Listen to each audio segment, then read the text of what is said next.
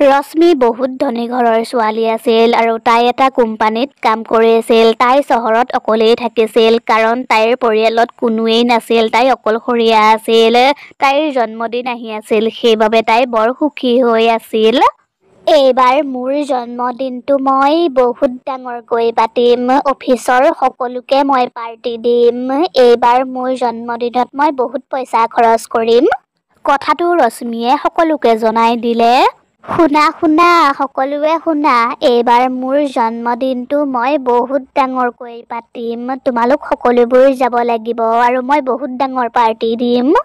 ৰশ্মিয়ে দেখিলে কথাটো শুনি তাইৰ বন্ধুবোৰ সুখী হোৱা নাছিল। কি হ'ল তোমালোকৰ? মই কোৱা কথাটো শুনি তোমালোকে ভাল পোৱা নাই নেকি? তাতে ৰৈ থকা মোহন নামৰ ল'ৰাজনে ক'লে।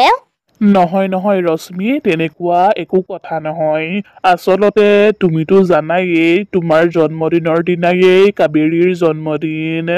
আচলতে তুমি তোমাৰ জন্মদিনলৈ আমাক মতাৰ আগতেই কাবেৰীয়ে তাইৰ জন্মদিনলৈ আমাক মাতিলেই। কাবেৰীৰ নামটো শুনাৰ লগে লগেই ৰশ্মিৰ বহুত খং উঠিল। আচলতে ৰশ্মিয়ে কাবেৰীক বহুত বেয়া পায় আৰু কাবেৰীয়েতো এতিয়া ৰশ্মিৰ পাৰ্টিটোও নষ্ট কৰিবলৈ লৈছিল। আৰু তেতিয়াই ৰশ্মিয়ে মনতে এটা সিদ্ধান্ত ল'লে আৰু ক'লে, নাই নহ'ব, তোমালোক সকলোবোৰ মোৰ জন্মদিনলৈ যাবই লাগিব। কথাটো শুনি মানুহবোৰ বৰ চিন্তাত পৰিল আৰু তেওঁলোকে ৰশ্মিক তাইৰ জন্মদিনলৈ যাম বুলিতো ক'লে, কিন্তু যিদিনা ৰশ্মিৰ জন্মদিন আছিল সেইদিনা মানুহবোৰ কাবেৰীৰ জন্মদিনলৈহে গুচি গ'ল। সিফালে ৰশ্মিয়ে মানুহবোৰলৈ অপেক্ষা কৰি আছিল আৰু তাই এখন বহুত ডাঙৰ হোটেল বুক কৰি আছিল আৰু তাই বহুত পইচা খৰচ কৰিছিল। মানুহবোৰ এতিয়ালৈকে কিয় অহা নাই বাৰু? ইমান দেৰি কৰিছে, তেওঁলোক আহিলেহে মই পাৰ্টিটো আৰম্ভ কৰিব পাৰিম। ৰশ্মিৰ বহুত খং উঠিল আৰু তেতিয়াই তাইৰ মানুহবোৰৰ কথাবোৰ মনত পৰিল। আজিতো কাবেৰীৰো জন্মদিন। কেনেবাকৈ অফিচৰ সকলোবোৰ মানুহ তাইৰ জন্মদিনলৈ গুচি যোৱা নাইতো? নাই, এনেকুৱা হ'ব নোৱাৰে।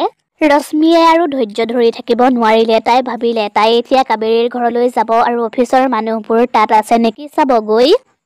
ৰশ্মি কাবেৰীৰ ঘৰলৈ গ'ল আৰু তালৈ গৈ দেখিলে অফিচৰ সকলোবোৰ মানুহ তাতেই আছে আৰু কাবেৰীয়ে কেক কাটিবলৈ লৈছে। সেইবোৰ দেখি ৰশ্মিৰ বহুত খং উঠিলে আৰু সেইবাবে তাই তাতেই থৈ দিয়া এটা গ্লাছৰ বস্তু ভাঙি পেলালে। ৰশ্মি, তুমি আহিছা, কিন্তু মইতো তোমাক মোৰ জন্মদিনলৈ মতাই নাছিলো। মই তহঁত চবকে চাই ল'ম। তহঁতে মোৰ জন্মদিন এৰি এই জন্মদিন খাবলৈ আহিছ। ৰশ্মি, আমি তোমাৰ পাৰ্টিলৈ যাব বিচৰা নাছিলো কাৰণ তুমি আমাক টকাৰ অহংকাৰ দেখুওৱা, কিন্তু কাবেৰী তেনেকুৱা ছোৱালী নহয় আৰু তাই আমাৰ ভাল বান্ধৱী হয়। কথাটো শুনি ৰশ্মিৰ বহুত খং উঠিল। মই এতিয়াহে কথাটো বুজি পালো। মই ধনী কাৰণে তহঁত তাৰমানে মোক লৈ জ্বল। মই তহঁতৰ বাবে ইমানবোৰ টকা খৰচ কৰিলো, ইমান ডাঙৰ হোটেল বুক কৰিলো আৰু তহঁতে মোৰ লগত এনেকুৱা কৰিলি। মই তহঁতক চাই ল'ম। ৰশ্মি খঙত কাবেৰীৰ ঘৰৰ পৰা নিজৰ ঘৰলৈ গুচি আহিলে আৰু তাই কাপোৰ কানি সলাই নিজৰ ৰুমতে বহি আছিল। মোৰ ইমানবোৰ টকা পানীত পৰিল একমাত্ৰ কাবেৰী আৰু অফিচৰ মানুহবোৰৰ কাৰণে। মই আৰু সেই অফিচটোলৈ কাম কৰিবলৈ নাযাওঁ য'ত মোৰ একো সন্মানেই নাই, কিন্তু ময়ো সিহঁতক সেই অফিচটোত কাম কৰি থাকিবলৈ নিদিওঁ। তাৰ বাবে লাগিলে মোৰ যদি গোটেইবোৰ টকা খৰচো হৈ যায় তেতিয়াও মোৰ একো আপত্তি নাই। ৰশ্মিয়ে কথাবোৰ ভাবিয়েই আছিল, তেতিয়াই তাই কাষৰ ৰুমটোত কাৰোবাৰ মাত শুনিলে। আৰে, মোৰ ঘৰত কোনোবা আছে নেকি? সেয়া কাৰ মাত বাৰু? ৰশ্মিয়ে সেই ৰুমটোলৈ আহি চালে আৰু তাই দেখিলে তাত দুটা চোৰ ৰৈ আছে। ঐ মিণ্টু, এইক সোনকালে ধৰ, এই আমাক দেখিলে। চিন্তু, এতিয়াই ধৰি আছো মই এইক। মিণ্টুৱে গৈ ৰশ্মিক ধৰি ল'লে। এৰি দে মোক, এৰি দে। তহঁত দুটা চিন্তু মিণ্টু চোৰ নহয় জানো? তই ঠিকেই ধৰিব পাৰিছ। তোক কিন্তু মানিব লাগিব দেই, তই আমাক এক পলকতেই চিনি পাই গলি। কথাটো শুনি ৰশ্মিয়ে জোৰকৈ চিঞৰিবলৈ ধৰিলে। বচোৱা মোক, বচোৱা।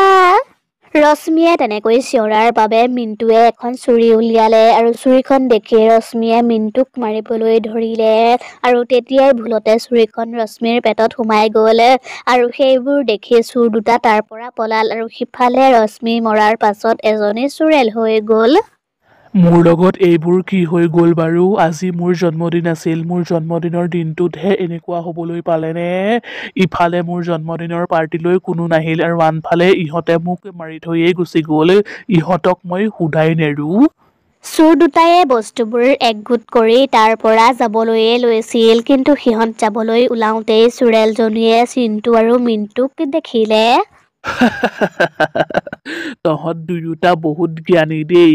মই তহঁতক মাৰিম, কিন্তু তহঁতে তাৰ আগতে মোক সহায় কৰিব লাগিব। তহঁত এতিয়া মোৰ লগত এফালে যাব লাগিব। লগত যাব লাগিব? কিন্তু কলৈ? তহঁতৰ গাড়ী আছে নেকি? আমাৰ ওচৰত এখন অটো আছে। চিণ্টু আৰু মিণ্টুৱে চোৰেলজনীৰ কথাবোৰ বুজি পোৱা নাছিল, তথাপিও সিহঁত যাবই লাগিব, সেইবাবে সিহঁত যাবলৈ সাজু হ'ল। আমি এতিয়া এই ঠিকনাটোলৈ যাব লাগিব আৰু তাত যিমানবোৰ মানুহ আছে আমি সিহঁতক অশান্তি কৰিব লাগিব। তহঁতে কথাটো বুজি পালিনে? ব'ল এতিয়া। কিছু সময়ৰ পাছতে চিণ্টু, মিণ্টু আৰু চোৰেলজনী গৈ কাবেৰীৰ ঘৰ পালেগৈ আৰু কাবেৰীৰ ঘৰত এতিয়াও পাৰ্টি চলি আছিল। তাৰ পাছত চোৰেলজনীয়ে চিণ্টু আৰু মিণ্টুক লৈ ভিতৰলৈ সোমাই গ'ল আৰু ভিতৰলৈ গৈ দেখিলে অফিচৰ মানুহবোৰে গান লগাই নাচি আছে আৰু তেতিয়াই চোৰেলজনীয়ে যাদু কৰি গান বন্ধ কৰি দিলে আৰু মানুহবোৰক বতাহত উৰুৱাবলৈ ধৰিলে। বচোৱা আমাক, বচোৱা। এইবোৰ কি হৈছে বাৰু? এইবোৰ কি হৈ আছে বাৰু? কেনেকুৱা লাগিছে তহঁতৰ? তেতিয়াই চোৰেলজনীয়ে মানুহবোৰক তললৈ পেলাবলৈ ধৰিলে আৰু কিছুমান মানুহে চোৰেলজনীক দেখি তাৰ পৰা পলাবলৈ লৈছিল, কিন্তু চিণ্টু আৰু মিণ্টুৱে সকলোবোৰ দুৱাৰ খিৰিকী বন্ধ কৰি দিলে। তহঁত এতিয়া মোৰ অনুমতিৰ অবিহনে বাহিৰলৈ ওলাই যাব নোৱাৰ। মই এতিয়া তহঁতৰ খবৰ ল'ম। কিন্তু আমি আপোনাৰ কি অপকাৰ কৰিলো? বহুত কিবা কিবি কৰিছ। তহঁতে হবলা মোক চিনিয়েই পোৱা নাই। মই ৰশ্মিয়ে। তহঁত কোনো মোৰ জন্মদিনৰ পাৰ্টিলৈ নগলি, গতিকে মই এতিয়া তহঁতক ভাল শিক্ষা দিম। কথাটো শুনি তাত থকা মানুহবোৰে বৰ ভয় খালে আৰু তেতিয়াই চোৰেলজনীয়ে চিণ্টু মিণ্টুলৈ ইংগিত কৰি কিবা ক'লে আৰু তেতিয়াই সিহঁতে তাত থকা সকলোবোৰ মানুহকেই ৰছীৰে বান্ধি দিলে। আৰে বাহ, তহঁতক এনেকৈ দেখি মোৰ বৰ ভাল লাগিছে। কাবেৰী, আজি তোৰ জন্মদিনৰ পাৰ্টি নহয়, গতিকে তই এতিয়া মোক নাচি দেখুওৱা। চিণ্টু মিণ্টুৱে কাবেৰীক খুলি দিলে আৰু চোৰেলজনীয়ে গান লগাই দিলে আৰু কাবেৰীয়ে নাচিবলৈ ধৰিলে। ঐ চোৰেল, তই কিন্তু একদম ভাল কাম কৰা নাই, মই তোক শুদাই নেৰো। কথাটো শুনি চোৰেলজনীৰ বৰ খং উঠিল। হয় নেকি? তাৰমানে তহঁতে মোৰ লগত বৰ ভাল কাম কৰিছিলি। মই এতিয়া কাবেৰীৰ জন্মদিনৰ পাৰ্টিটো সম্পূৰ্ণকৈ বৰবাদ নকৰালৈকে মই ইয়াৰ পৰা নাযাওঁ। আৰু তহঁতেতো কাবেৰীৰ জন্মদিনলৈহে আহিবলৈ ভাল পাইছিলি। এতিয়া চাই থাক মই তহঁতৰ কি অৱস্থা কৰোঁ। তেতিয়াই ল'ৰা এজনে ক'লে, নাই নাই, আমাক একো নকৰিব। আমি কাবেৰীৰ জন্মদিনলৈ অহাটো দূৰৰেই কথা, আমি আৰু তাইক কেতিয়াও নামাতো। আমাক যাবলৈ দিয়ক। তেতিয়াহ'লে তহঁত ইয়াৰ পৰা সোনকালে পলা, আৰু তহঁতে যদি কেতিয়াবা কাবেৰীক মাত তেতিয়াহ'লে কিন্তু এইবাৰ আৰু তহঁতক এৰিবলৈ নাই। মানুহবোৰ পতাপত তাৰ পৰা পলাল আৰু সিফালে চোৰেলজনীয়ে কাবেৰীক বতাহতেই উৰুৱাই থৈ অটত উঠি চিণ্টু আৰু মিণ্টুৰ সৈতে ঘৰলৈ গুচি আহিলে। মই এতিয়া কি কৰোঁ বাৰু? মই দেখোন এতিয়াও শান্তি পোৱা নাই। তেতিয়াই চিণ্টু আৰু মিণ্টু চোৰেলজনীৰ সন্মুখলৈ আহিল। তহঁত এতিয়াও ইয়াৰ পৰা যোৱাই নাই যে কিয়? চিণ্টুৰ হাতত এটা জন্মদিনৰ কেক আছিল। এই কেকটো আমি আপোনাৰ বাবে আনিছো। আজি আপোনাৰ জন্মদিন আছিল নহয়। আমি এতিয়া তিনিওজনে মিলি আপোনাৰ জন্মদিনৰ কেক কাটিম। আৰু আমাৰ ভুলৰ বাবেইতো আপোনাৰ জীৱন শেষ হৈ গ'ল। গতিকে আপোনাৰ বাবে এইখিনি কৰাটো আমাৰ দায়িত্ব। সেইবোৰ দেখি চোৰেলজনীয়ে কান্দিবলৈ ধৰিলে।